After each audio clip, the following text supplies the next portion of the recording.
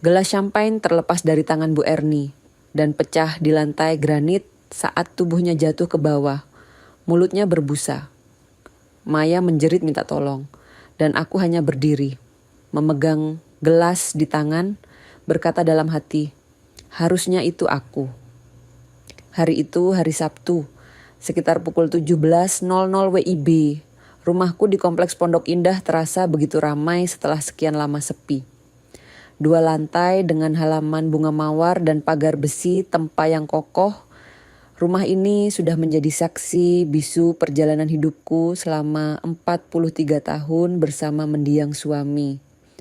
Kini, di usia 68 tahun, aku merayakan pensiun dan penjualan perusahaan konsultan properti warisan suamiku kepada investor Singapura dengan nilai yang fantastis, rupiah 63 miliar.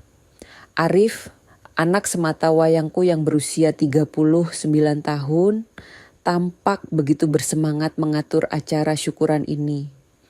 Sebagai seorang arsitek, dia memang selalu punya mata untuk detail dan tata ruang yang indah. Tapi akhir-akhir ini aku melihat ada beban di matanya, seolah ada tekanan yang tidak pernah dia ceritakan kepadaku.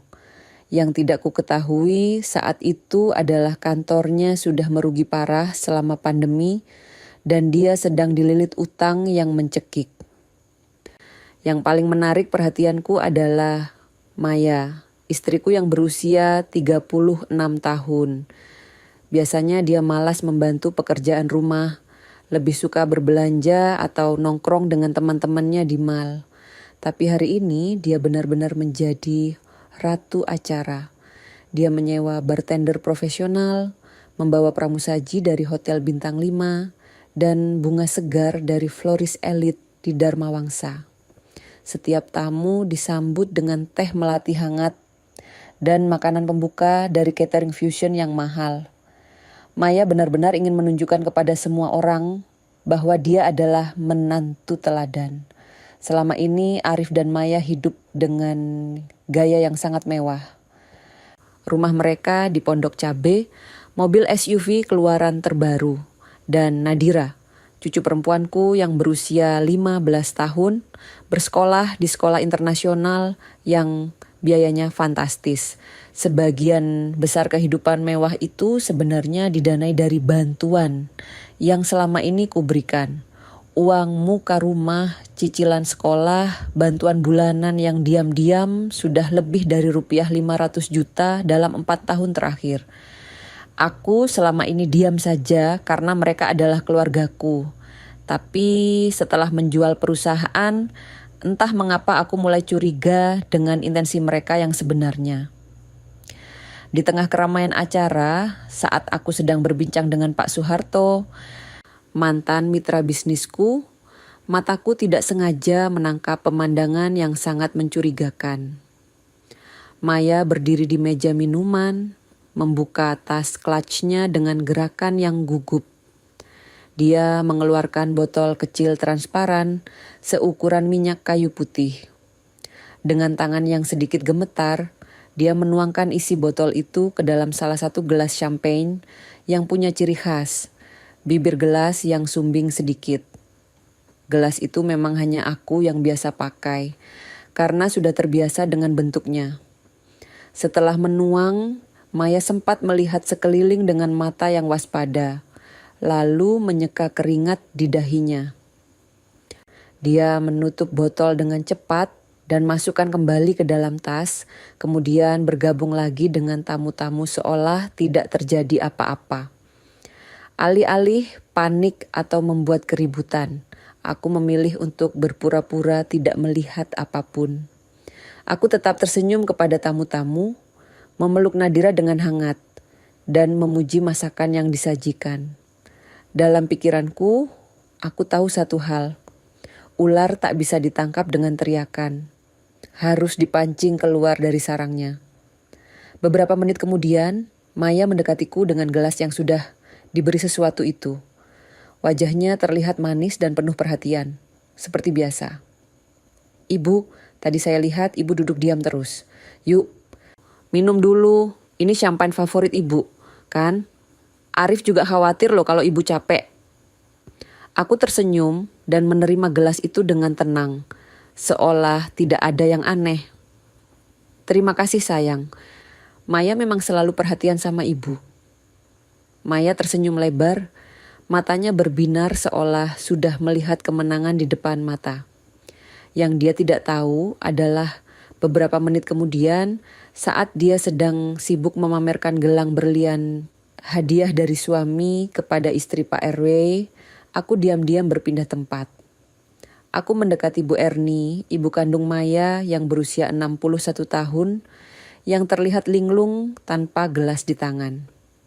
Dengan santai, aku meletakkan gelas beracun itu di atas meja dekat dompet Bu Erni, lalu mengambil gelas lain dari pelayan yang lewat. Bu Erni, tanpa sadar akan bahaya yang mengancam, meminum gelas itu beberapa kali sambil bercakap ringan dengan tamu lain tentang cuaca dan harga sembako yang naik. Sekitar 6-7 menit kemudian, saat sesi foto keluarga akan dimulai, Bu Erni tiba-tiba berpegangan ke pinggiran meja dengan wajah yang memucat. Tangannya gemetar hebat dan bibirnya mulai berbusa. Tubuhnya goyah seperti daun yang tertiup angin kencang, dan dalam sekejap dia jatuh tersungkur di lantai dapur, menumpahkan minuman dan memecahkan gelas yang dipegangnya. Mama kenapa? Maya menjerit panik, suaranya memecah keheningan yang tiba-tiba menyelimuti ruangan. Semua tamu membeku di tempat. Arif segera mengangkat ponsel dengan tangan yang bergetar, menelepon ambulans. Suara siren ambulans yang datang sepertiga puluh menit kemudian masih terngiang di telingaku hingga sekarang. Saat semua orang berlarian panik mencari pertolongan, aku berdiri di pojok ruang makan, memandangi lantai granit yang kini penuh dengan pecahan kaca berserakan. Dalam hatiku, aku berkata dengan tenang, "Bukan begitu caranya kau membuatku mati, Maya." Mereka pikir tidak ada yang memperhatikan. Tapi aku melihat cukup banyak untuk tahu. Mereka sedang bermain api di dalam rumah yang masih penuh bensin. Para medis datang dalam 12 menit setelah Arif menelepon. Mereka membawa tandu dan alat bantu pernapasan, bergerak cepat dan profesional. Bu Erni dibawa ke RS Permata Dharma dengan Maya yang terus menangis histeris di sampingnya. Tangisan Maya terdengar begitu meyakinkan, seolah dia benar-benar kehilangan ibunya. Kalau aku tidak melihat apa yang terjadi di meja minuman tadi, mungkin aku juga akan ikut terharu. Sebagian tamu mulai berdatangan untuk pamit. Mereka terlihat bingung dan tidak nyaman dengan situasi yang tiba-tiba berubah drastis. Beberapa yang lain tetap tinggal membantu membereskan, terutama para tetangga dekat yang sudah kukenal bertahun-tahun. Arif terlihat sibuk mengatur semuanya, sesekali menghubungi rumah sakit untuk menanyakan kondisi mertuanya. Yang menarik perhatianku adalah saat Arif mendekati dengan wajah yang penuh kekhawatiran palsu. "Ibu, lebih baik ibu istirahat aja di kamar. Nanti kami yang urus semua. Ibu pasti kaget dan capek banget hari ini." Tapi aku tidak bergeming. Alih-alih menunjukkan kegusaran atau kepanikan seperti yang diharapkan. Aku justru menyuruh para staf untuk membersihkan dapur dengan sarung tangan. Aku juga meminta mereka menyimpan semua botol champagne yang belum habis di tempat yang aman. Di mata Arif, mungkin aku terlihat seperti nenek tua yang syok dan tidak tahu harus berbuat apa. Tapi sebenarnya aku sedang mengumpulkan barang bukti. Setelah semua tamu pulang, aku duduk di ruang kerja dan menuliskan jam kejadian, lokasi, dan siapa saja yang ada di area minuman pada secarik kertas kecil. Catatan itu kuselipkan di dalam buku catatan lama yang sudah kupakai sejak zaman suami masih hidup. Kebiasaan mencatat segala hal detail memang sudah menjadi sifatku sejak dulu, terutama dalam urusan bisnis. Sekitar pukul 9 malam, Arif dan Maya kembali dari rumah sakit dengan wajah yang lelah. Maya langsung memelukku dengan erat, seolah dia baru saja kehilangan orang yang paling disayang. "Ibu, Mama masih di ICU. Dokter bilang kondisinya kritis tapi stabil. Kata dokter jaga, kemungkinan keracunan tanaman berbunga putih yang mengandung alkaloid jenis atropin atau skopolamin. Efeknya bisa menyebabkan halusinasi, gangguan detak jantung, dan kolaps saraf." Aku mengangguk pelan, pura-pura tidak mengerti istilah medis yang disebutkan Maya. "Keracunan tanaman, tapi Bu Erni makan apa sih tadi?" Maya cepat-cepat menyela. "Mungkin Mama minum jamu sebelum kesini, Bu. Dia suka aneh-aneh, kadang beli obat-obatan dari online shop yang tidak jelas. Saya sudah sering bilang, tapi Mama keras kepala." Yang menarik adalah saat aku menanyakan kepada staf rumah sakit lewat telepon, mereka mencatat bahwa tidak ada jamu atau botol obat apapun yang ditemukan di tubuh Bu Erni saat masuk IGD. Celana dan tasnya juga sudah diperiksa. Tidak ada yang mencurigakan. Keesokan harinya, saat kami kembali menjenguk Bu Erni di rumah sakit, Maya duduk di sampingku di ruang tunggu. Dia menggenggam tanganku dengan erat, berusaha menunjukkan kedekatan yang jarang dia lakukan. "Ibu gak pusing ya kemarin? Ibu minum champagne yang sama juga kan?" "Aduh, semoga bukan karena makanan ya Bu. Kalau iya, repot banget nanti." Aku tersenyum tenang dan menjawab dengan nada yang sama lembutnya. "Ibu, hanya sempat cicip sedikit kok. Untung belum sempat habis semuanya." Wajah Maya berubah sepersekian detik. Seperti ada kilatan sesuatu yang lewat di matanya, lalu dia tersenyum paksa. "Champagne yang mana ya Bu?" "Yang di gelas mana maksudnya?" Pertanyaan itu terlalu spesifik untuk seseorang yang seharusnya hanya khawatir tentang kesehatan mertuanya. Aku hanya mengangkat bahu. Ibu juga tidak ingat persis. Yang penting, yang sakit bukan ibu kan? Sementara itu, Arif terlihat sibuk dengan ponselnya. Aku memperhatikan gerak-geriknya dari sudut mata. Dia membuka WhatsApp dan menghapus beberapa pesan dengan gerakan yang terburu-buru. Matanya sesekali melirik ke arah Maya dan aku, seolah memastikan kami tidak memperhatikan apa yang dia lakukan. Ada satu momen yang sangat mencurigakan saat Maya dan Arif saling bertatapan selama kurang lebih 3 detik. Lalu mereka berdua mengalihkan pandangan bersamaan. Komunikasi tanpa kata-kata di antara mereka terasa begitu jelas bagiku. Dalam perjalanan pulang dari rumah sakit, Arif kembali menyinggung topik yang sudah sering dia bahas akhir-akhir ini. "Ibu, kalau sendiri di rumah kan rawan ya, apalagi setelah kejadian kemarin. Kalau ibu tinggal sama kami atau masuk ke Puri Lansia Mandiri, ibu gak perlu takut lagi. Fasilitasnya bagus kok Bu." Maya langsung menimpali dengan antusias. "Iya Bu, kita juga bisa bantu atur keuangan ibu, kan banyak yang harus dipikirin setelah jual perusahaan. Uang sebesar itu kalau gak dikelola dengan baik, bisa habis percuma." Mereka bicara seolah sudah merencanakan semuanya dengan matang. Cara mereka menyebut nominal uang hasil penjualan dengan begitu mudah, seolah mereka sudah tahu persis berapa yang aku terima. Padahal detail transaksi itu seharusnya hanya diketahui olehku dan notaris. "Ibu pikir-pikir dulu ya," jawabku sambil memandang keluar jendela mobil. "Masih banyak yang harus ibu selesaikan." Maya dan Arif saling bertukar pandang lagi melalui kaca spion. Kali ini aku benar-benar yakin mereka sedang menyusun sesuatu yang tidak baik untukku. Malam itu, aku duduk di ruang kerja sambil memegang gelas teh jahe hangat. Di hadapanku terbentang berkas-berkas properti yang baru saja kujual. Pikiranku terus berputar, mencoba merangkai semua kejadian aneh yang terjadi belakangan ini. Kapan pertama kali Arif menyebut soal panti lansia?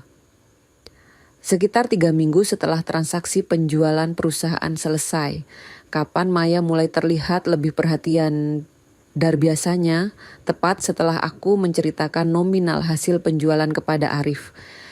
Dan yang paling mencurigakan, kenapa mereka tahu detail transaksi yang seharusnya rahasia.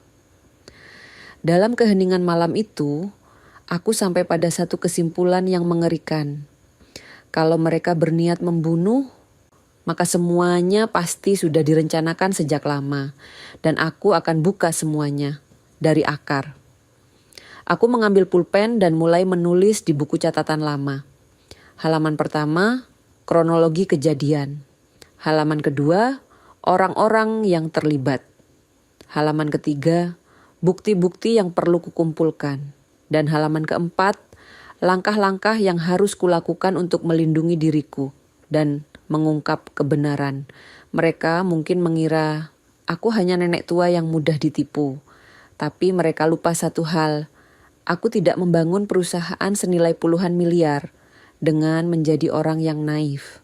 Aku tahu bagaimana cara membaca orang, bagaimana cara bertahan hidup, dan yang paling penting, bagaimana cara melawan balik ketika dipojokkan. Esok hari, aku akan mulai menyusun rencana. Bukan untuk membalas dendam, tapi untuk memastikan tidak ada lagi yang akan menjadi korban dari keserakahan mereka. Ketika mereka pikir aku mulai goyah, aku justru sedang berdiri paling tegak.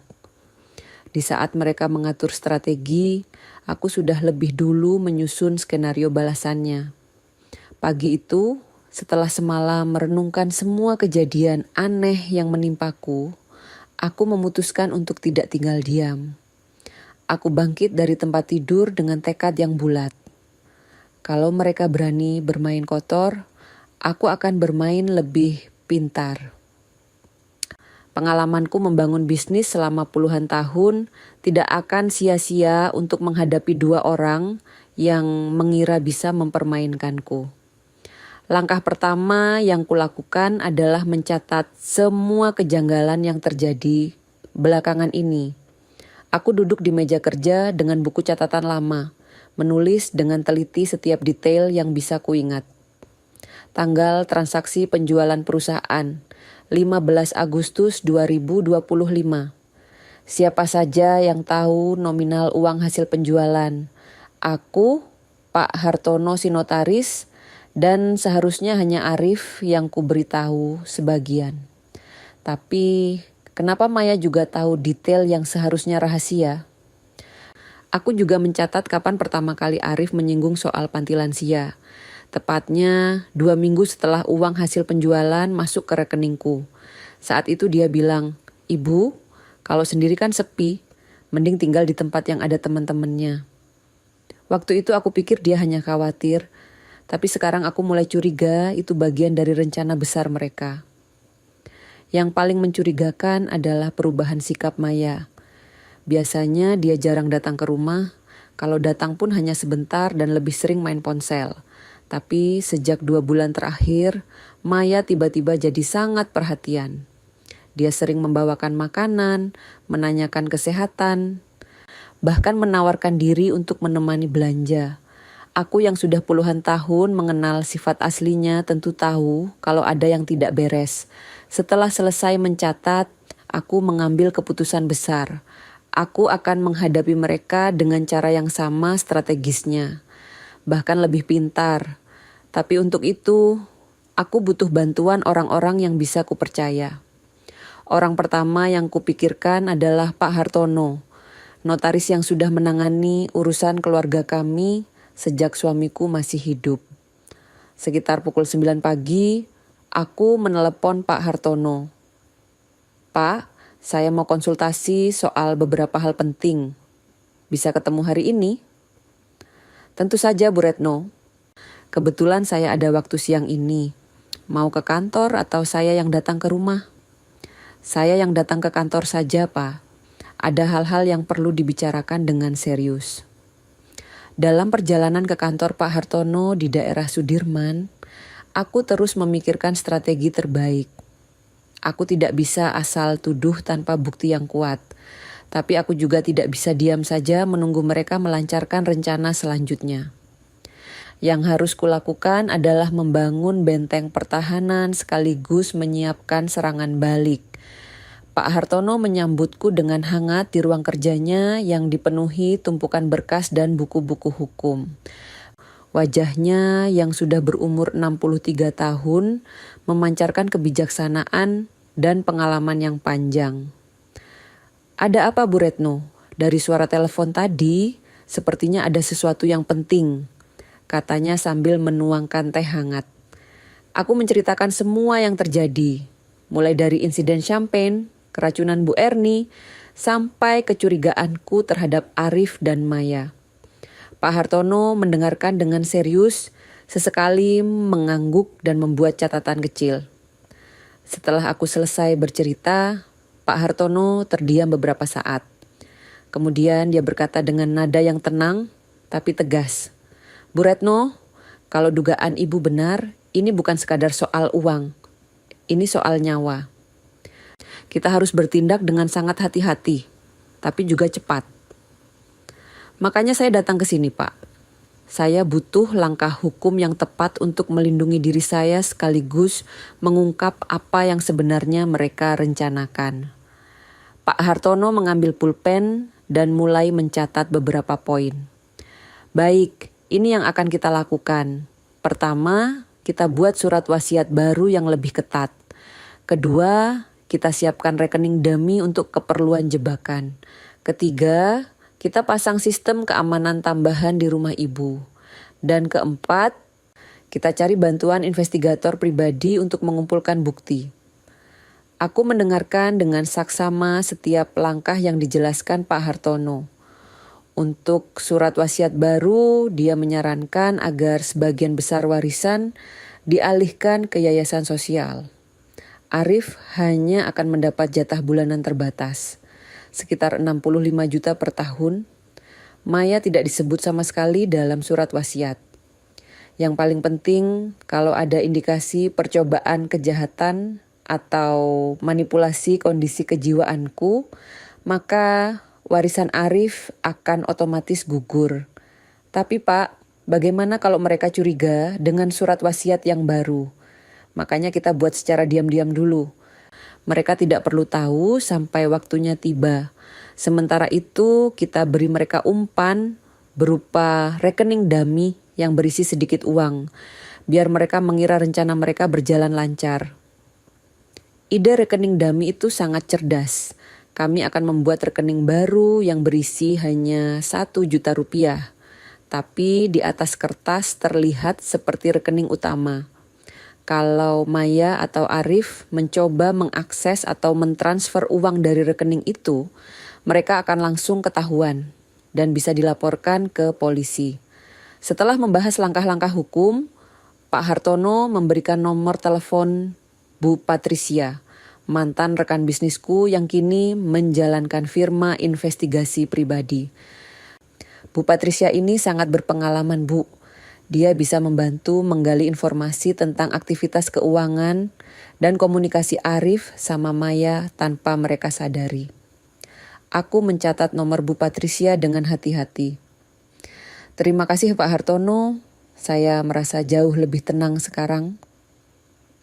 Tapi ingat Bu Retno, selama proses ini berlangsung, Ibu harus berpura-pura tidak tahu apa-apa. Tetap bersikap normal seperti biasa, bahkan kalau perlu sedikit lebih lemah dari biasanya. Biar mereka merasa rencana mereka aman. Sore harinya, aku menghubungi Bu Patricia. Suaranya terdengar profesional dan tegas di telepon.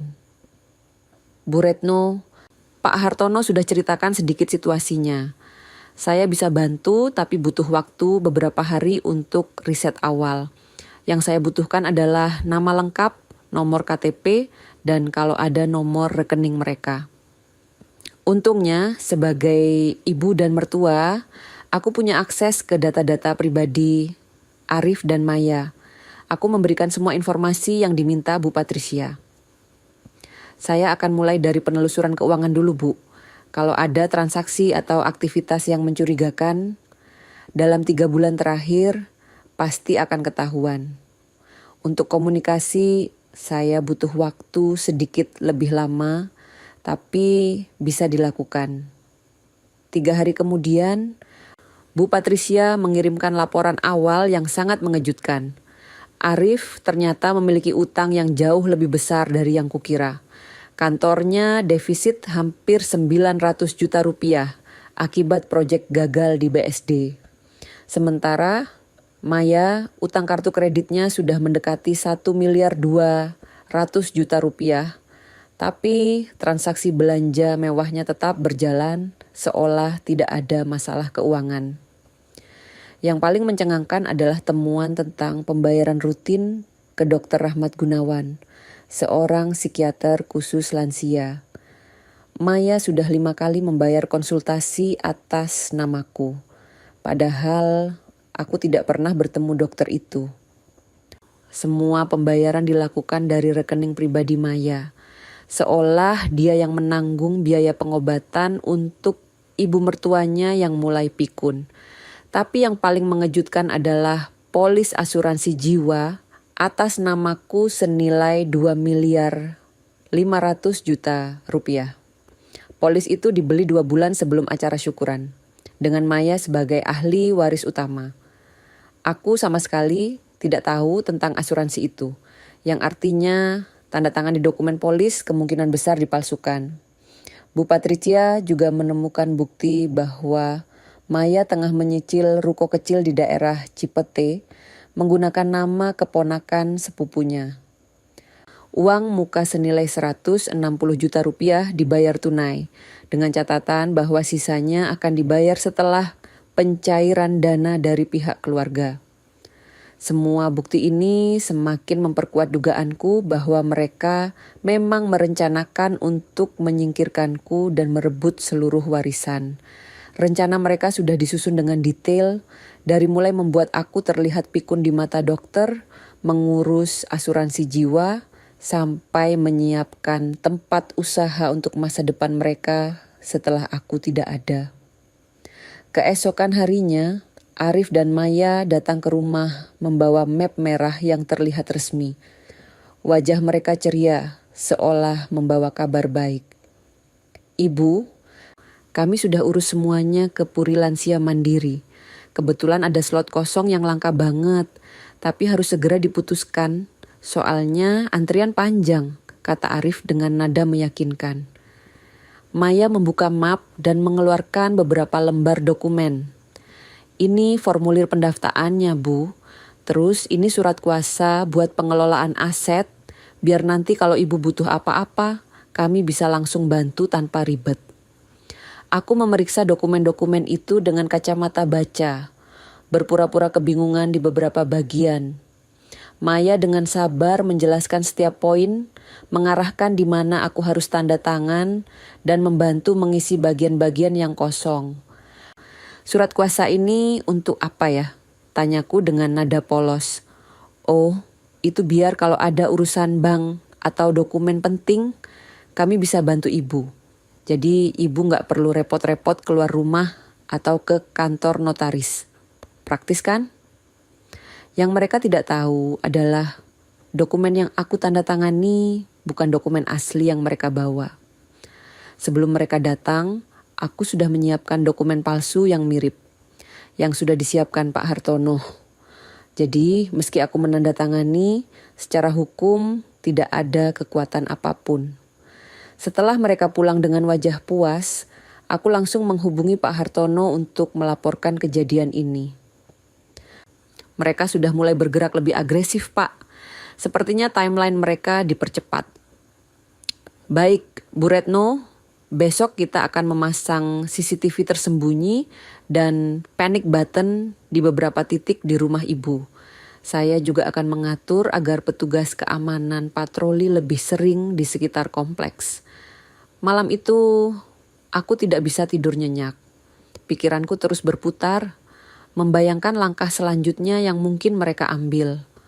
Dari semua bukti yang sudah terkumpul, aku yakin mereka akan bertindak dalam waktu dekat.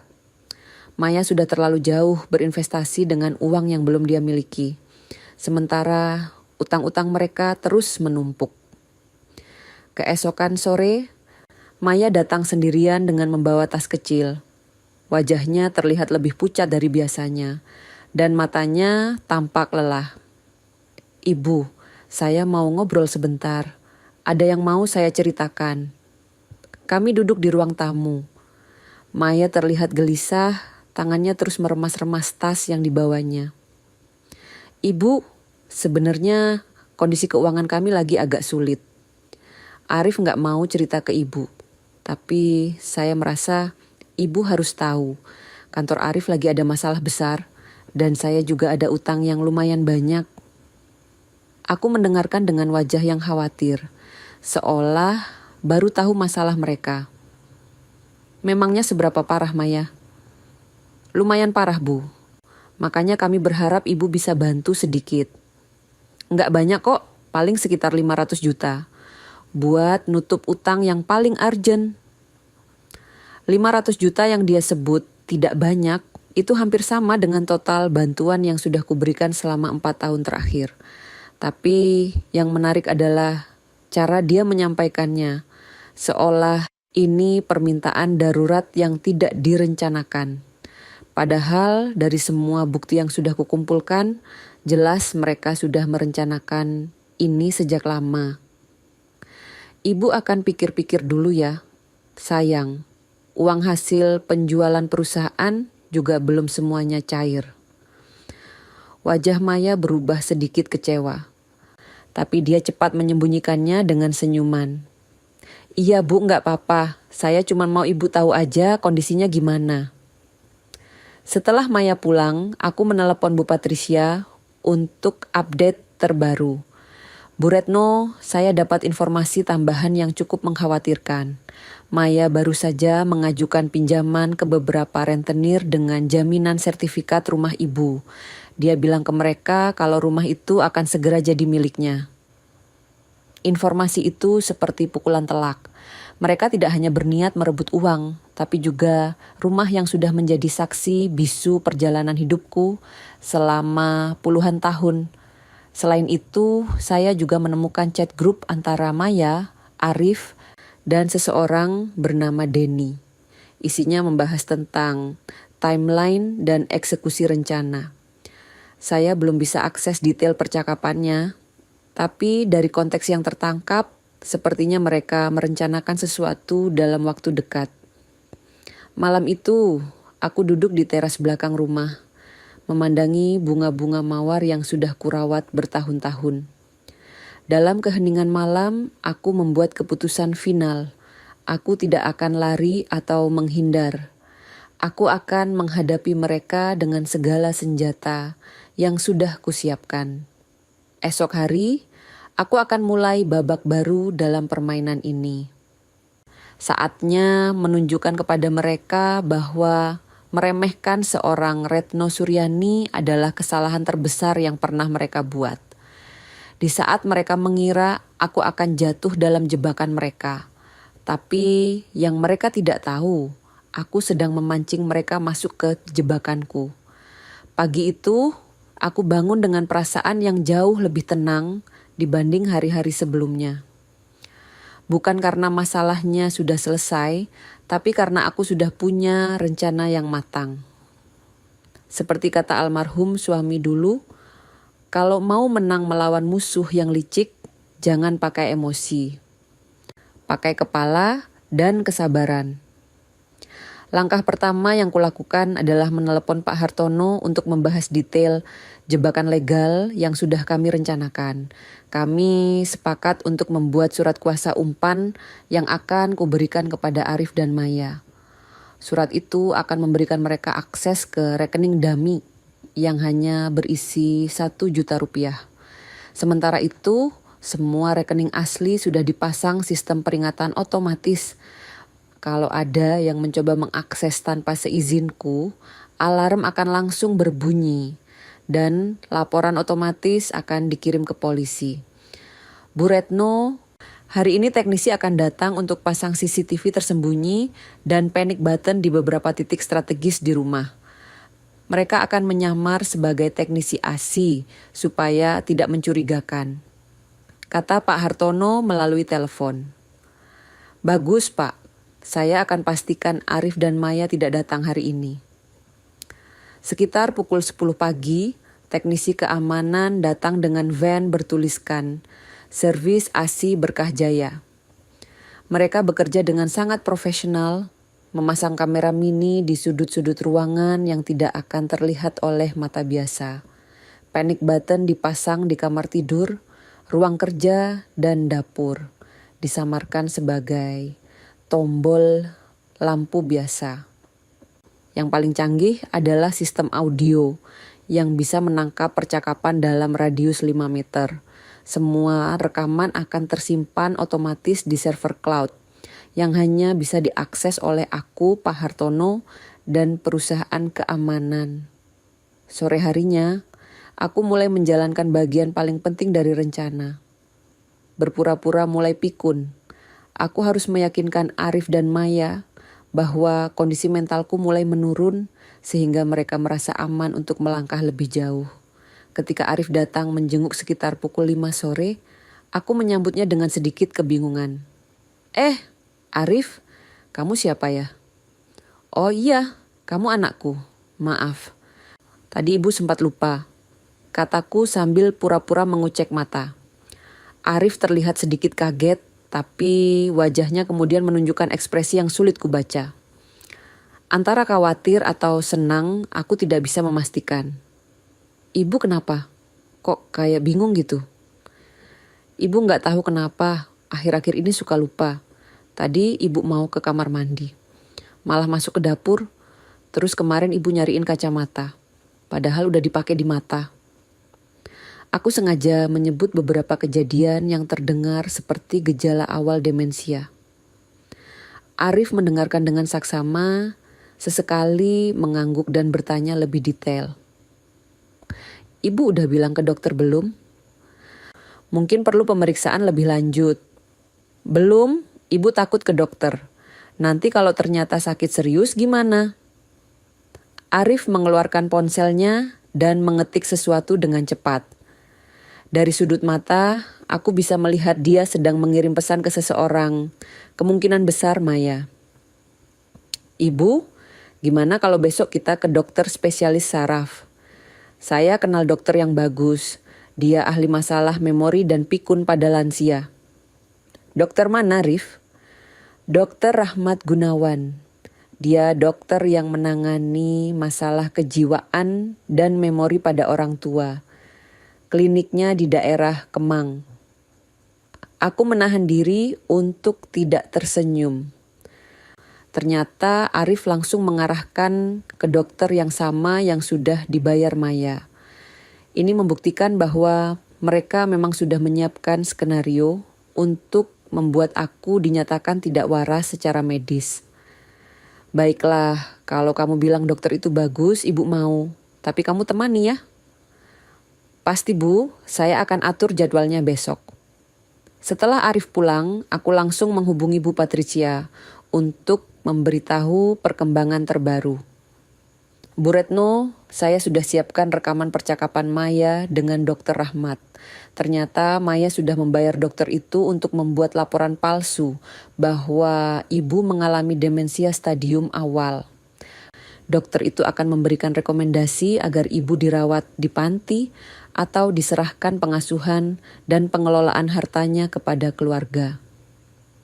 Berarti besok saat saya periksa, dia sudah punya kesimpulan sebelum memeriksa. Betul Bu, tapi tenang, saya sudah koordinasi dengan Pak Hartono. Beliau akan mengirim dokter independen untuk ikut masuk ke ruang pemeriksaan sebagai pengamat. Kalau terbukti ada kecurangan, Dokter Rahmat bisa dilaporkan ke Ikatan Dokter Indonesia. Malam itu, aku duduk di ruang kerja sambil menyiapkan penampilan untuk besok. Aku harus terlihat sedikit linglung tapi tidak berlebihan, supaya tidak mencurigakan. Yang penting adalah membuat mereka merasa yakin bahwa rencana mereka berjalan lancar. Keesokan paginya, Arif dan Maya datang bersama untuk mengantar aku ke klinik Dr. Rahmat.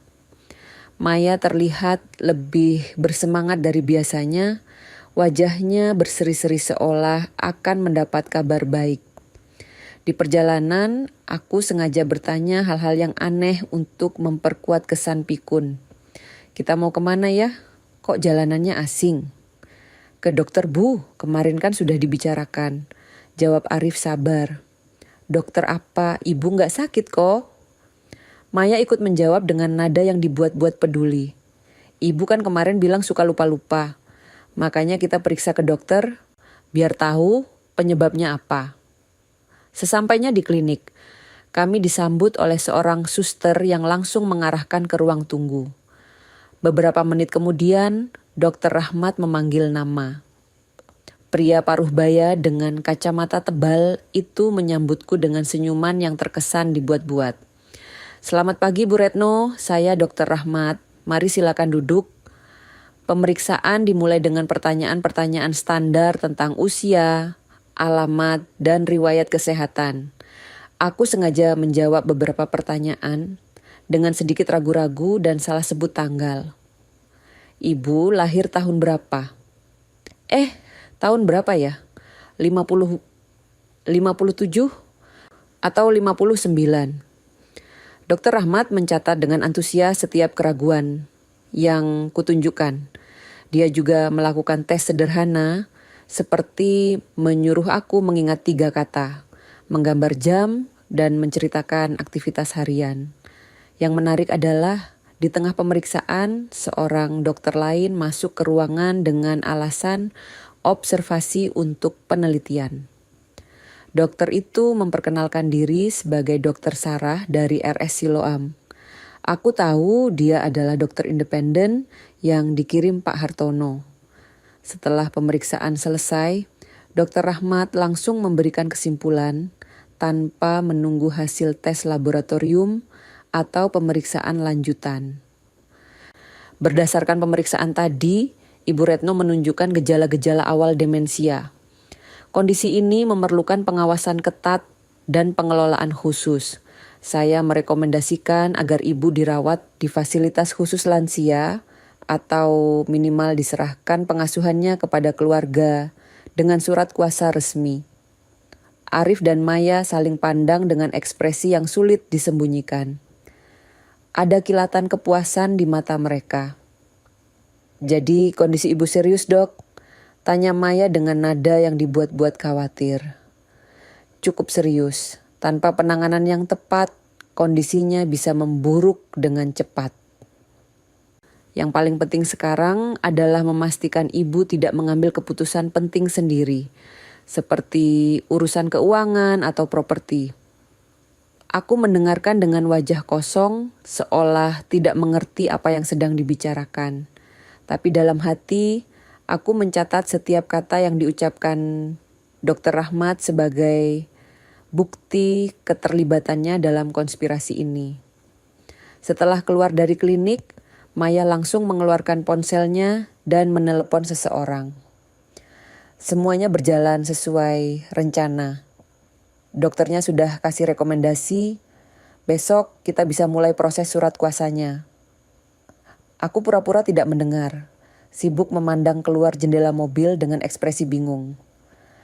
Sesampainya di rumah, Arif dan Maya duduk di ruang tamu sambil membahas langkah selanjutnya. Mereka tidak tahu bahwa setiap kata yang mereka ucapkan sedang direkam oleh sistem CCTV yang baru dipasang. Ibu, berdasarkan hasil pemeriksaan tadi, dokter bilang ibu perlu bantuan keluarga untuk urusan-urusan penting. Jadi besok kita akan urus surat kuasa yang lebih lengkap, biar semua urusan ibu bisa kami bantu, kata Arif dengan nada yang terdengar peduli. Surat kuasa untuk apa? Untuk urusan bank, properti, dan keputusan-keputusan penting lainnya. Jadi kalau ibu lupa atau bingung, kami bisa langsung bertindak tanpa ribet. Maya menambahkan, iya Bu, ini demi kebaikan ibu juga. Jangan sampai ada orang jahat yang manfaatin kondisi ibu. Ironis sekali mendengar Maya bicara tentang orang jahat. Padahal dialah yang sedang merencanakan kejahatan terhadapku. Baiklah, kalau memang untuk kebaikan ibu. Setelah mereka pulang, aku langsung menghubungi Pak Hartono untuk melaporkan kejadian di klinik. Pak, semuanya berjalan sesuai rencana. Dokter Rahmat memang sudah disuap. Dia langsung memberikan diagnosa tanpa pemeriksaan yang proper. Bagus, Bu Retno. Dokter Sarah sudah mencatat semua kelalaian prosedur yang dilakukan Dokter Rahmat. Ini bisa jadi bukti kuat untuk melaporkannya ke EDI. Sekarang kita tinggal tunggu mereka bawa dokumen surat kuasa yang sesungguhnya. 2 hari kemudian, Arif dan Maya datang dengan membawa map coklat tebal. Wajah mereka terlihat sangat bersemangat, seolah akan meraih kemenangan besar. Ibu, ini dokumen surat kuasa yang sudah kami siapkan. Sudah dikonsultasikan dengan pengacara dan sesuai dengan rekomendasi dokter, kata Arif sambil mengeluarkan tumpukan kertas. Aku memeriksa dokumen-dokumen itu dengan kacamata baca, berpura-pura sulit memahami isinya. Ini tulisannya kecil-kecil, ibu nggak ngerti artinya apa. Maya dengan sabar menjelaskan setiap halaman. Ini surat kuasa untuk pengelolaan rekening bank ibu. Ini untuk urusan properti. Ini untuk keputusan medis kalau ibu sakit. Semuanya biar memudahkan kami membantu ibu. Yang mereka tidak sadari adalah dokumen yang mereka bawa sangat lengkap dan detail. Hampir seperti mereka ingin mengambil alih seluruh hidupku. Surat kuasa itu memberikan mereka wewenang untuk menjual properti, mentransfer uang, bahkan membuat keputusan medis atas namaku. Di mana ibu harus tanda tangan? Di sini, Bu. Maya menunjuk beberapa tempat dengan pulpen. Cukup tanda tangan di sini, ini dan ini. Aku menandatangani dokumen-dokumen itu dengan pura-pura sedikit gemetar, seolah kondisi fisikku juga mulai menurun. Yang mereka tidak tahu adalah dokumen yang kutandatangani adalah dokumen palsu yang sudah disiapkan Pak Hartono. Secara hukum, tanda tanganku di dokumen palsu itu tidak punya kekuatan apapun. Setelah selesai menandatangani, wajah Arif dan Maya langsung cerah benderang. Mereka saling pandang dengan ekspresi kelegaan yang sangat kentara. Terima kasih, Bu. Sekarang ibu bisa lebih tenang, semua urusan sudah ada yang handle, kata Maya sambil memelukku. Iya, Bu, mulai besok kami akan bantu atur semua kebutuhan ibu. Ibu tinggal istirahat aja, tambah Arif. Setelah mereka pulang, aku duduk di ruang tamu sambil tersenyum tipis. Mereka begitu bersemangat dengan dokumen palsu yang baru saja kutandatangani. Padahal dokumen asli yang mereka bawa akan menjadi bukti kuat untuk melaporkan mereka ke polisi atas tuduhan percobaan penipuan dan manipulasi lansia. Bu Patricia menelepon sore hari itu dengan kabar yang mengejutkan. Bu Retno, saya dapat rekaman percakapan Maya dengan seseorang yang diduga agen properti. Maya bilang kalau rumah ibu akan bisa dijual dalam waktu dekat. Dan dia sudah siap bayar komisi yang besar untuk proses yang cepat. Berapa lama lagi menurut perkiraan mereka? Dari percakapan yang terekam, sepertinya mereka berencana eksekusi dalam 2 minggu ke depan. Maya juga menyebut bahwa masalah utama akan segera selesai. Informasi itu membuatku semakin yakin bahwa mereka tidak hanya berencana merebut harta, tapi juga menyingkirkanku secara permanen. Percobaan keracunan pada Bu Erni kemarin hanyalah uji coba. Target sebenarnya adalah aku.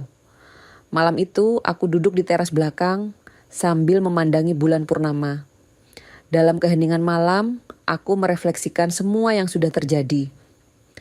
Mereka mengira aku sudah terjebak dalam jaring yang mereka buat.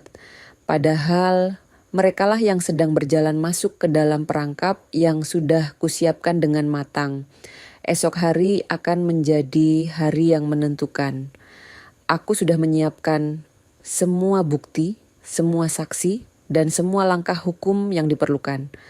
Saatnya menunjukkan kepada Arif dan Maya bahwa meremehkan seorang ibu yang sudah berpengalaman puluhan tahun dalam dunia bisnis adalah kesalahan fatal yang akan mereka sesali seumur hidup.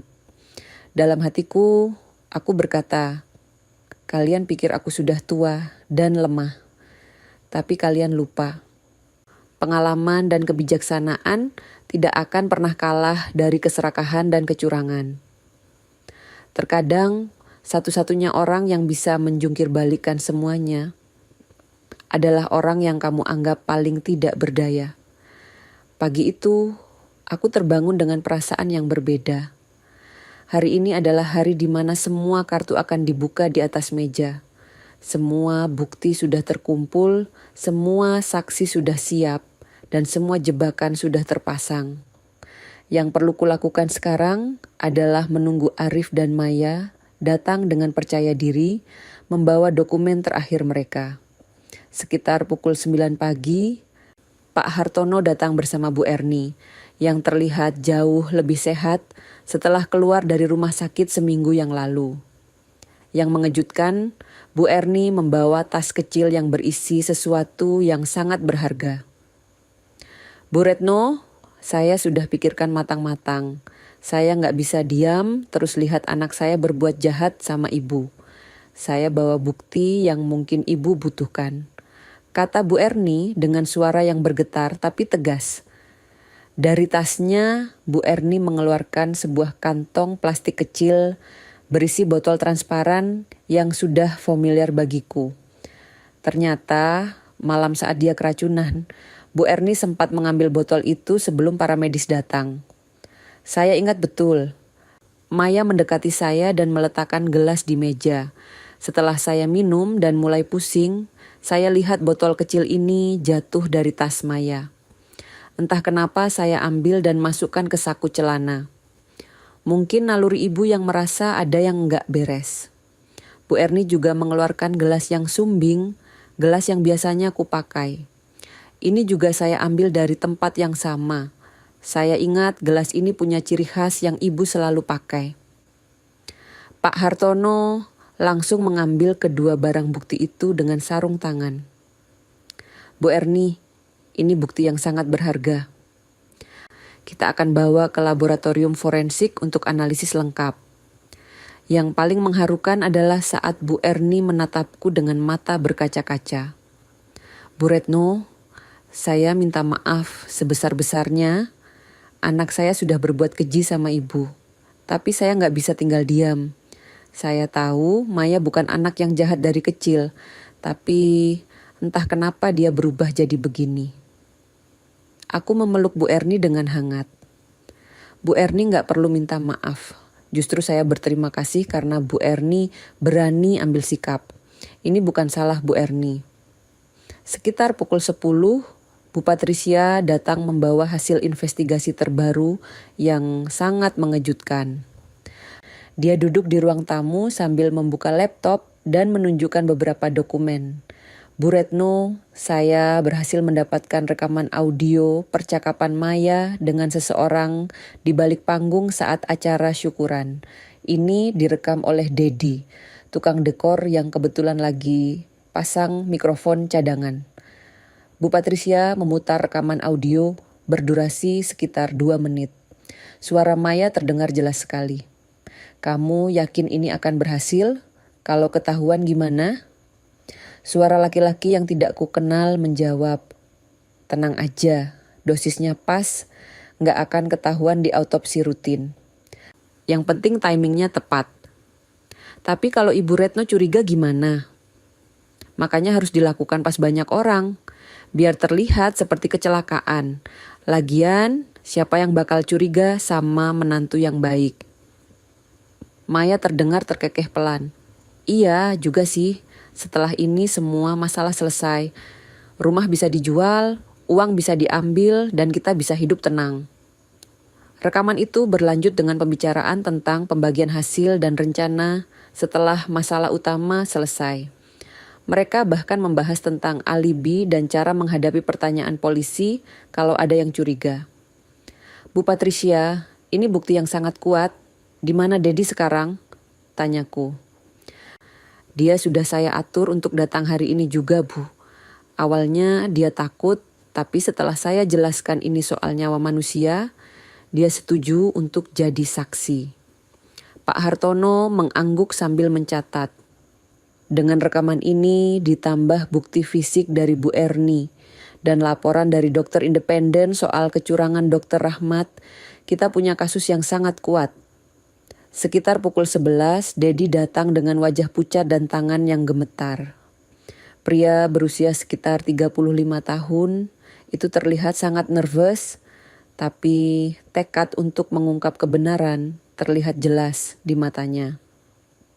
Maaf Bu Retno, saya harusnya langsung lapor dari dulu. Tapi saya takut kehilangan kerjaan. Maya bilang kalau saya buka mulut, dia akan blacklist saya dari semua event organizer di Jakarta. Kata Dedi dengan suara pelan. Gak apa-apa Dedi, yang penting sekarang kamu mau bantu ungkap kebenaran. Cerita dong. Apa yang kamu lihat dan dengar malam itu? Dedi mulai bercerita dengan detail. Ternyata dia tidak hanya merekam percakapan Maya, tapi juga melihat langsung saat Maya menuangkan cairan ke dalam gelas champagne. Saya lagi ngecek sound system di belakang panggung. Tiba-tiba lihat Maya buka tas dan keluarkan botol kecil. Gerakan dia mencurigakan banget. Terus dia tuang isi botol ke gelas yang punya ciri khusus. Saya langsung nyalain recorder di ponsel karena feeling ada yang gak beres. Terus kamu lihat dia ngapain lagi? Setelah tuang, dia tutup botol cepat-cepat terus masuk ke dalam tas. Muka dia pucat banget, keringetan. Terus dia keliling-keliling lihat kondisi. Pastiin gak ada yang lihat. Beruntung saya posisinya tersembunyi di balik speaker besar. Dedi juga menceritakan bahwa setelah Bu Erni kolaps, Maya sempat panik beneran, seolah gak nyangka rencananya bisa salah sasaran. Dia teriak-teriak manggil ibunya, tapi matanya sempat lirik ke arah Bu Retno dengan ekspresi yang aneh, campuran antara lega dan kecewa. Sementara kami sedang mengumpulkan semua bukti, ponselku berdering. Arif menelepon dengan suara yang terdengar bersemangat.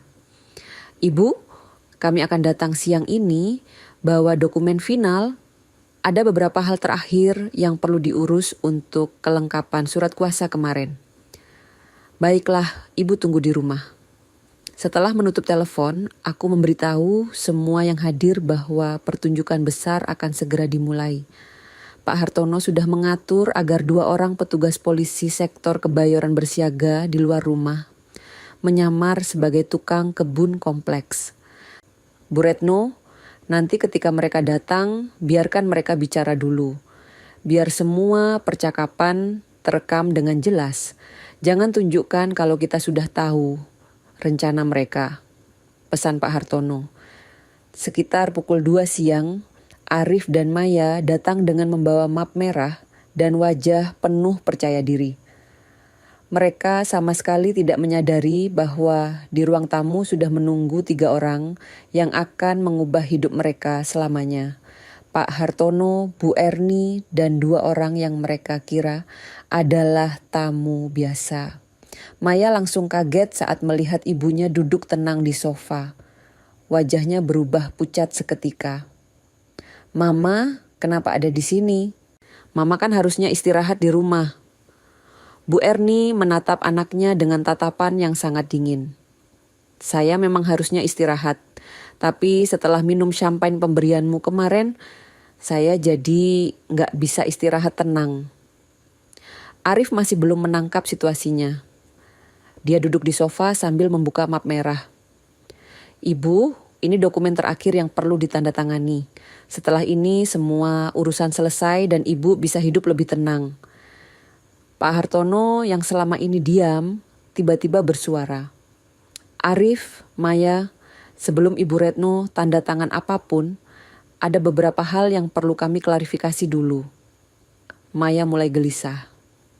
Klarifikasi apa, Pak? Kami cuma mau bantu Ibu urus dokumen legal.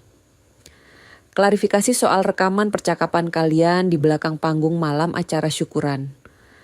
Wajah Maya dan Arif langsung berubah drastis. Maya mencoba menyangkal dengan gugup. Rekaman apa? Saya nggak tahu apa yang Bapak maksud. Bu Patricia mengeluarkan laptop dan memutar rekaman audio yang sudah kami dengar tadi. Suara Maya terdengar jelas membicarakan rencana jahat mereka. Seiring rekaman berjalan, wajah Maya semakin pucat dan tangannya mulai gemetar. Ini pasti rekaman palsu. Saya nggak pernah ngomong begitu. Maya berusaha menyangkal meski suaranya sendiri terdengar jelas di rekaman. Arif yang mendengar rekaman itu langsung terduduk lemas. Dia menatap Maya dengan tatapan tidak percaya. Maya, apa yang kamu lakukan? Kamu nggak bilang kalau rencananya sejauh ini. Arif, jangan percaya sama mereka. Ini semua fitnah. Bu Erni yang selama ini menahan diri, akhirnya berdiri dan mengeluarkan kantong plastik berisi botol kecil dan gelas sumbing. Maya, ini botol yang jatuh dari tasmu malam itu. Dan ini gelas yang kamu kasih sama saya. Maya melihat kedua barang bukti itu dengan mata melotot. Mama ngapain ambil barang-barang itu? Karena Mama tahu anak Mama sedang berbuat jahat. Mama ambil barang ini sebagai bukti. Dan sekarang semua sudah jelas siapa yang berbohong. Dedi yang selama ini diam di pojok ruangan, maju ke depan.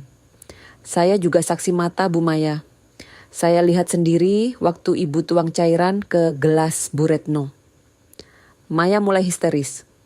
Kalian semua kompak menjebak saya. Saya nggak pernah berbuat apa-apa. Saya cuma mau baik sama Ibu. Pak Hartono mengeluarkan berkas tebal. Maya, Arif, ini laporan investigasi keuangan kalian. Utang hampir 2 miliar rupiah, rencana jual rumah, polis asuransi palsu atas nama Ibu Retno, dan pembayaran suap ke Dr. Rahmat. Semua sudah terekam dengan jelas. Arif yang mendengar semua bukti itu, akhirnya tidak bisa menahan diri lagi. Dia menutup wajah dengan kedua tangan sambil berkata dengan suara bergetar, saya nggak tahu Maya sejauh itu. Saya kira cuma pura-pura ibu pikun biar bisa kelola uang. Saya nggak tahu Maya mau bunuh ibu. Maya langsung menyalahkan Arif. Kamu juga ikut. Kamu yang bilang kalau ibu tua dan punya uang banyak. Kamu yang kasih tahu semua detail keuangan ibu. Tapi saya nggak pernah bilang buat bunuh ibu. Saya nggak tahu kamu akan sejauh ini. Pertengkaran mereka berlanjut dengan saling menyalahkan. Maya berteriak bahwa Arif juga terlibat dalam penyusunan surat kuasa palsu dan rencana memasukkan aku ke panti lansia. Arif menyangkal keterlibatannya dalam rencana pembunuhan, tapi mengakui bahwa dia tahu tentang rencana mengambil alih harta. Di tengah keributan itu, pintu rumah terbuka dan masuklah 2 orang petugas polisi yang sudah bersiaga di luar. Mereka menunjukkan surat perintah penangkapan. Maya Sari dan Arif Gunawan, kalian ditangkap atas tuduhan percobaan pembunuhan, penipuan, dan manipulasi lansia untuk keuntungan pribadi. Maya menjerit histeris saat diborgol. Saya nggak bersalah, ini semua salah paham. Mama, tolong saya. Bilang ke mereka kalau saya nggak bersalah. Bu Erni menatap anaknya dengan mata berkaca-kaca, tapi tetap tegas. Maya, Mama nggak bisa menolong orang yang udah berbuat jahat. Maya harus tanggung jawab atas perbuatan Maya sendiri. Arif diborgol dengan lebih tenang. Dia menatapku dengan tatapan menyesal. Ibu, saya minta maaf. Saya nggak bermaksud sampai sejauh ini. Saya cuman keserakahan dan bodoh. Aku menatap anak kandungku sendiri dengan perasaan campur aduk. Kecewa, sedih, tapi juga lega karena semuanya akhirnya terbongkar. Rif, ibu gak pernah menyangka kamu akan sampai sejauh ini. Ibu selalu kasih yang terbaik buat kamu. Kenapa kamu masih mau yang lebih? Maafkan saya, Bu. Saya tahu saya salah besar. Saat Maya dan Arif dibawa keluar rumah dengan mobil polisi, suasana rumah menjadi sangat sepi. Tinggal aku, Pak Hartono, Bu Erni, Bu Patricia, dan Dedi yang masih terdiam menyaksikan berakhirnya drama keluarga yang menyakitkan ini. Bu Erni menangis dalam pelukan. Bu Retno, saya malu besar punya anak seperti Maya. Gimana saya bisa minta maaf sama ibu? Bu Erni, ini bukan salah Bu Erni. Maya sudah dewasa dan harus bertanggung jawab atas pilihannya sendiri. Yang penting sekarang, kita sama-sama belajar dari kejadian ini. Pak Hartono memberitahu bahwa proses hukum akan berlangsung panjang, tapi dengan semua bukti yang ada, kemungkinan besar Maya akan mendapat hukuman berat. Arif mungkin bisa mendapat keringanan karena tidak terlibat langsung dalam rencana pembunuhan. Sore itu, saat semua orang sudah pulang, aku duduk sendirian di teras belakang rumah. Nadira, cucuku, datang pulang sekolah dan langsung menghampiri. Nek, tadi di sekolah teman-teman bilang ada mobil polisi di rumah. Ada apa, Nek? Aku memeluk Nadira dan menceritakan semuanya dengan bahasa yang bisa dia mengerti. Nadira menangis saat tahu orang tuanya ditangkap polisi. Nek, sekarang Nadira tinggal sama siapa? Sama nenek. Nadira mau kan tinggal sama nenek? Nadira mengangguk sambil terisak. Nadira mau, Nek, tapi Nadira sedih. Kenapa papa mama jadi begini? Kadang orang dewasa bisa salah jalan, sayang. Yang penting Nadira jangan ikut-ikutan salah jalan. Belajar yang rajin, jadi anak baik, dan jangan pernah serakah kayak papa mama. Malam itu aku tidak bisa tidur nyenyak. Bukan karena takut atau cemas, tapi karena perasaan campur aduk yang sulit dijelaskan. Aku sudah berhasil melindungi diri dari rencana jahat mereka. Tapi di sisi lain aku kehilangan anak dan menantu. Yang tersisa sekarang hanya Nadira, cucuku yang masih polos dan tidak tahu apa-apa. Dalam keheningan malam, aku berdoa agar Maya dan Arif bisa menyesali perbuatan mereka dan belajar menjadi orang yang lebih baik. Meski mereka sudah melukaiku, mereka tetap keluarga. Dan sebagai seorang ibu, hatiku tidak bisa sepenuhnya membenci mereka. Yang paling penting sekarang adalah bagaimana membesarkan Nadira dengan baik, memastikan dia tidak mengulangi kesalahan orang tuanya, dan menjalani sisa hidupku dengan damai bersama cucu yang kusayangi. Balas dendam bukan selalu tentang membalas luka, tapi tentang memastikan tidak ada yang akan dilukai lagi. 4 bulan kemudian, proses pengadilan akhirnya selesai. Maya divonis 18 tahun penjara atas tuduhan percobaan pembunuhan berencana, penipuan, dan manipulasi lansia. Arif mendapat vonis 4 tahun penjara dengan masa percobaan 2 tahun karena dianggap hanya membantu kejahatan tanpa mengetahui rencana pembunuhan yang sesungguhnya. Sepanjang persidangan, Maya tetap menyangkal semua tuduhan. Dia terus berteriak bahwa semua bukti adalah rekayasa dan dia adalah korban fitnah keluarga besar. Bahkan sampai vonis dibacakan, dia masih berteriak tidak terima. Sementara Arif, sejak hari pertama persidangan, dia sudah mengakui sebagian kesalahannya dan meminta maaf berkali-kali. Hari ini, saat semua proses hukum sudah selesai, aku duduk di ruang tamu bersama Nadira, yang kini sudah resmi tinggal bersamaku. Cucuku yang berusia 15 tahun ini sudah banyak berubah. Dari anak yang manja dan terbiasa hidup mewah, dia kini menjadi lebih mandiri dan dewasa. Nek, Nadira sudah putuskan. Nadira gak mau lanjut sekolah internasional. Nadira mau pindah ke SMA negeri dekat rumah aja, kata Nadira sambil menunjukkan brosur sekolah. Kenapa sayang? Kan masih bisa nenek biayain. Nadira gak mau jadi beban nenek. Lagian setelah semua kejadian ini, Nadira sadar kalau hidup sederhana itu gak masalah.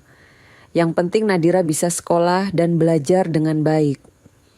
Aku terharu mendengar perkataan Nadira. Meski masih remaja, dia sudah bisa mengambil keputusan yang bijak. Baiklah, kalau itu pilihan Nadira. Tapi nenek akan pastikan Nadira tetap mendapat pendidikan terbaik. Nadira juga sudah mulai rajin membantu pekerjaan rumah. Dia belajar memasak, membersihkan rumah, dan bahkan membantu nenek mengatur dokumen-dokumen penting. Yang paling membuatku bangga, Nadira mulai tertarik belajar hukum setelah melihat proses pengadilan orang tuanya. Nek, nanti kalau Nadira kuliah, Nadira mau ambil fakultas hukum. Nadira mau jadi pengacara yang bisa bantu orang-orang seperti nenek. Maksudnya gimana sayang? Nadira mau bantu orang tua yang dijahatin anak atau keluarganya sendiri. Dari kasus papa dan mama, Nadira belajar kalau banyak orang tua yang menderita karena keserakahan anak-anaknya. Mendengar cita-cita Nadira itu, hatiku merasa bangga sekaligus terharu. Dari tragedi keluarga yang menyakitkan, cucuku malah menemukan tujuan hidup yang mulia. Beberapa minggu setelah vonis, aku membuat keputusan besar tentang harta warisan. Pak Hartono datang ke rumah untuk membahas pembagian kekayaan yang sudah kurencanakan sejak awal. Bu Retno, ini draft surat wasiat final yang sudah kita bahas. 40 miliar rupiah akan disumbangkan ke Yayasan Penelitian Kanker Indonesia dan Yayasan Pendidikan Anak Yatim.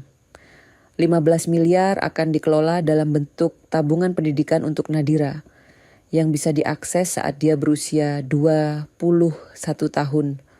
Sisanya untuk operasional rumah dan kebutuhan hidup sehari-hari. Bagus Pak, saya setuju dengan pembagian itu. Tapi ada satu lagi yang mau saya tambahkan. Apa itu Bu? Rumah lama saya di Kemang yang dulu saya sewakan mau saya sumbangkan untuk dijadikan rumah singgah lansia yang diterlantarkan keluarga. Biar ada tempat yang aman buat orang tua yang mengalami nasib serupa dengan saya. Pak Hartono mencatat tambahan itu dengan seksama. Ide yang sangat mulia, Bu Retno. Saya akan urus semua prosesnya. Oh iya Pak, untuk Arif setelah dia keluar penjara nanti, saya tetap akan kasih jatah bulanan. Tapi cuma 5 juta rupiah per bulan. Cukup buat dia hidup sederhana dan belajar menghargai uang. Baik Bu, itu keputusan yang bijak. Tidak terlalu banyak sampai membuat dia malas, tapi cukup untuk hidup. Setelah Pak Hartono pulang, aku duduk di taman belakang bersama Nadira. Cucuku sedang membaca buku hukum yang baru kubelikan untuknya. Melihat semangatnya belajar, hatiku merasa tenang. Nadira, nenek mau cerita sesuatu. Nadira menutup bukunya dan mendekat. Cerita apa, Nek? Nenek gak pernah nyangka hidup nenek akan mengalami kejadian seperti ini. Dikhianati anak sendiri, itu sakitnya luar biasa. Tapi nenek belajar satu hal penting. Apa itu, Nek? Hidup ini gak selalu soal darah keturunan. Yang penting adalah siapa yang tulus sayang sama kita. Nenek kehilangan Arif dan Maya, tapi nenek dapat Nadira yang lebih berharga dari mereka. Nadira memelukku erat. Nadira juga sayang sama nenek. Nadira berjanji gak akan pernah nyakitin nenek kayak papa mama. Nenek percaya sama Nadira. Makanya nenek mau Nadira belajar yang rajin, jadi orang sukses tapi tetap rendah hati dan gak serakah. Beberapa bulan kemudian, rumah singgah lansia yang kudirikan sudah mulai beroperasi. Namanya Rumah Kasih Lansia dan sudah menampung 5 orang tua yang diterlantarkan keluarga. Aku sering berkunjung ke sana, berbagi cerita dengan sesama lansia yang nasibnya mirip denganku. Di rumah singgah itu, aku bertemu dengan Pak Budi. mantan direktur bank yang ditipu anaknya sendiri hingga bangkrut. Ada juga Bu Sari, mantan guru yang rumahnya dijual anak-anaknya tanpa sepengetahuannya. Mendengar cerita-cerita mereka, aku menyadari bahwa kasus yang kualami bukan yang pertama dan tidak akan jadi yang terakhir. Bu Retno, terima kasih sudah bikin tempat ini. Kami yang diterlantarkan anak sendiri akhirnya punya tempat yang nyaman dan aman, kata Bu Sari sambil menyeka air mata. Kita semua harus saling bantu, Bu. Nasib kita sama, jadi kita harus kompak. Dari aktivitas di rumah singgah itu, aku mulai aktif di komunitas perlindungan lansia. Aku sering diundang seminar untuk berbagi pengalaman tentang bagaimana melindungi diri dari eksploitasi keluarga. Ceritaku bahkan dimuat di beberapa media sebagai contoh kasus lansia yang berhasil melawan balik. Suatu hari, saat aku sedang memberikan penyuluhan di sebuah acara komunitas, ada seorang ibu paruh baya yang mendekati setelah acara selesai. Bu Retno, saya Ibu Dewi. Saya merasa situasi saya mirip dengan yang Ibu alami dulu. Anak saya mulai sering nanya-nanya soal warisan dan minta saya pindah ke panti lansia. Tapi saya masih ragu apakah dia benar-benar bermaksud jahat. Aku memberikan nomor telepon Pak Hartono dan Bu Patricia. Ibu Dewi, jangan tunggu sampai terlambat. Kalau memang niatnya baik, mereka nggak akan keberatan dengan pengecekan. Tapi kalau memang ada yang disembunyikan, lebih baik Ibu tahu dari sekarang. Terima kasih Bu Retno. Cerita Ibu membuka mata saya bahwa seorang ibu harus waspada, bahkan terhadap anak sendiri. Interaksi seperti itu semakin sering terjadi. Banyak lansia yang datang berkonsultasi setelah mendengar ceritaku. Ada yang curiga dengan sikap anak-anaknya, ada yang sudah mulai mengalami tekanan untuk menyerahkan harta, dan ada yang bahkan sudah menjadi korban penipuan keluarga. Dari semua interaksi itu, aku menyadari bahwa pengalamanku bisa bermanfaat untuk orang lain. Bukan hanya sebagai peringatan, tapi juga sebagai contoh bahwa lansia tidak selalu menjadi korban. Dengan persiapan dan strategi yang tepat, kita bisa melindungi diri dan melawan balik. 6 bulan setelah vonis, aku menerima surat dari Arif. Dia menulis dari penjara, meminta maaf berkali-kali dan berjanji akan menjadi orang yang lebih baik setelah keluar nanti. Ibu, saya sadar betapa egois dan serakahnya saya selama ini. Saya sudah menyia-nyiakan kasih sayang ibu dan malah berniat menyakiti ibu. Saya tidak mengharapkan ibu memaafkan saya, tapi saya berjanji akan menebus kesalahan ini seumur hidup saya. Membaca surat itu, hatiku tersentuh. Bagaimanapun juga, Arif tetap anakku. Meski dia sudah menyakitiku, bagian dalam hatiku masih menyimpan kasih sayang untuknya. Aku membalas suratnya dengan singkat. Arif, ibu sudah memaafkan kamu dari hari pertama kamu ditangkap. Yang ibu harapkan sekarang adalah kamu belajar dari kesalahan dan jadi orang yang lebih baik. Nadira merindukanmu, tapi dia sudah dewasa dan memahami situasi ini. Dari Maya, aku tidak pernah menerima surat atau komunikasi apapun. Bu Erni pernah bilang bahwa Maya masih menyalahkan semua orang dan tidak merasa bersalah sama sekali. Malam itu, aku duduk di ruang kerja sambil membaca surat-surat dari orang-orang yang terinspirasi ceritaku. Ada yang berterima kasih karena terhindar dari penipuan keluarga, ada yang curhat tentang masalah serupa, dan ada yang meminta nasihat. Nadira masuk ke ruang kerja, membawa secangkir teh hangat. Nek, ini teh jahe buatan Nadira. Diminum ya, jangan begadang terus. Terima kasih sayang, Nadira udah ngerjain PR. Udah Nek, besok Nadira ada presentasi tentang sistem hukum Indonesia. Nadira mau cerita tentang kasus nenek, sebagai contoh bagaimana hukum bisa melindungi korban kejahatan keluarga. Aku tersenyum mendengar rencana Nadira. Boleh, tapi jangan terlalu detail ya. Cukup ambil pelajarannya aja. Iya Nek, Nadira cuma mau tunjukin ke teman-teman kalau lansia juga bisa berdiri tegak dan melawan ketidakadilan. Setelah Nadira keluar, aku kembali membaca surat-surat yang datang. Ada satu surat yang menarik perhatian dari seorang pengacara muda yang ingin bekerja sama membuat yayasan khusus perlindungan lansia. Bu Retno, nama saya Fajar Prakoso, pengacara dari kantor hukum Pratama and Associates. Saya sangat terinspirasi dengan kasus yang Ibu alami dan cara Ibu menghadapinya. Saya ingin mengajukan kerjasama untuk mendirikan yayasan khusus yang menangani kasus-kasus serupa. Dengan pengalaman Ibu dan keahlian hukum saya, kita bisa membantu lebih banyak lansia yang mengalami nasib serupa. Ide itu sangat menarik bagiku. Selama ini aku hanya membantu secara individual, tapi kalau ada yayasan khusus, jangkauannya bisa lebih luas dan sistematis. Keesokan harinya, aku menghubungi Fajar untuk diskusi lebih lanjut. Kami bertemu di kantornya dan membahas rencana mendirikan Yayasan Perlindungan Hak Lansia Indonesia. Bu Retno, yayasan ini akan fokus pada 3 hal.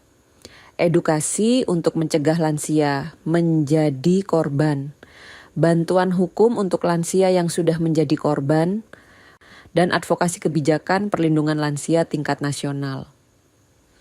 Ide yang bagus, Fajar. Saya siap mendukung, baik dari segi dana maupun pengalaman. Yayasan itu akhirnya terbentuk 3 bulan kemudian. Aku menjadi ketua Dewan Pembina, sementara Fajar menjadi direktur eksekutif. Dalam 6 bulan pertama, yayasan sudah menangani 20 kasus serupa dan berhasil menyelamatkan belasan lansia dari eksploitasi keluarga. 1 tahun setelah kasus Maya dan Arif, hidupku sudah jauh lebih tenang dan bermakna. Nadira tumbuh menjadi remaja yang cerdas dan penyayang.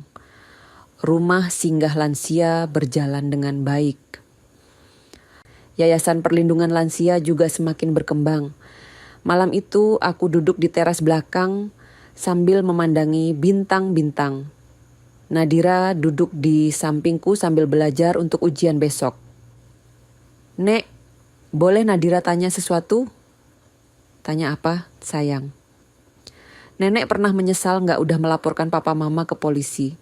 Kan mereka tetap keluarga. Aku terdiam sejenak, memikirkan pertanyaan yang sangat mendalam itu. Nadira, nenek gak pernah menyesal.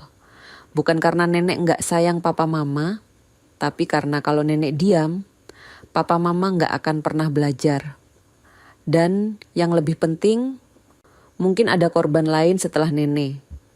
Maksud nenek, kalau orang jahat dibiarkan, mereka akan terus berbuat jahat. Dengan melaporkan mereka, nenek sebenarnya menolong mereka untuk sadar dan berubah. Sekarang, papa di penjara, dia punya waktu buat renungin kesalahannya. Nadira mengangguk sambil mencatat sesuatu di bukunya. Nadira paham, Nek.